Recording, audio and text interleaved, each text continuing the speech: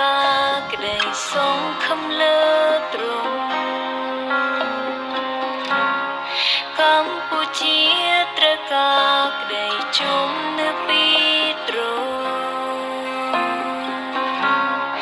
កម្ពុជាត្រូវការក្តីស្រឡាញ់របស់ទ្រង់កម្ពុជាត្រូវការកម្លាំងចិត្តពីទ្រង់កម្ពុជាត្រូវការអំណាចប្រឲ្យជាកម្ពុជាត្រូវការអំណាចព្រះវិញ្ញាណទ្រង់ក្នុងការលុះយើងឲ្យរួញពីភាពភ័យខ្លាចការស្រយត់ចិត្តនឹងសោសង្រើ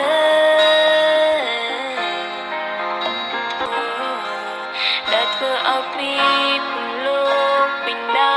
យទឹកភ្នែកតែគុំជឿថាទ្រង់នឹងញែកហើយបំបាយអាសន្នទ្រង់នេះដែលព្រះបន្ទូលនៃព្រះចេស្តាទ្រង់សូមទ្រង់ព្យាបាលប្រជាជាតិយើងដោយអំណាចនៃក្តីមេត្តាទ្រ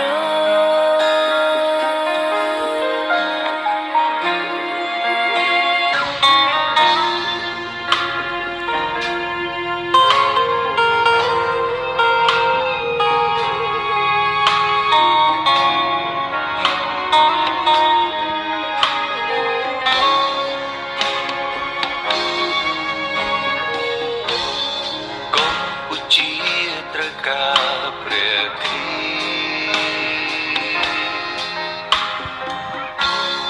កម្ពុជា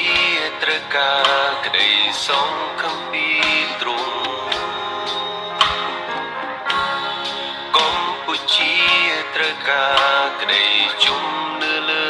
ទ្រង់កម្ពុជាត្រូវការក្តីស្រឡាញ់របស់ទ្រង់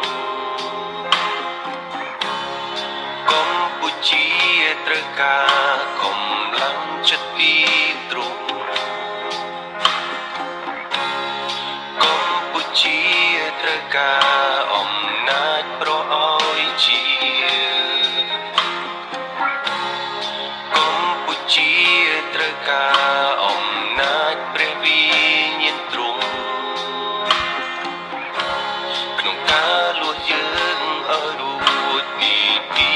ពភ័យខ្លាចការស្រយត់ចិត្ត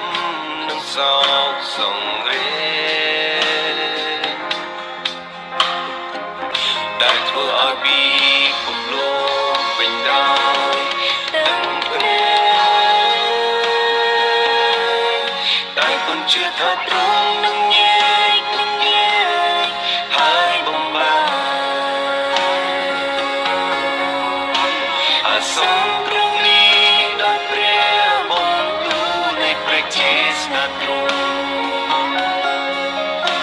សូមទ្រង់ព្យាបាលប្រជាជាតិយើងដោយអំណាចនៃក្តីមេត្តាទ្រង់ដែលទ្រង់នឹងញែកហើយបំបាយ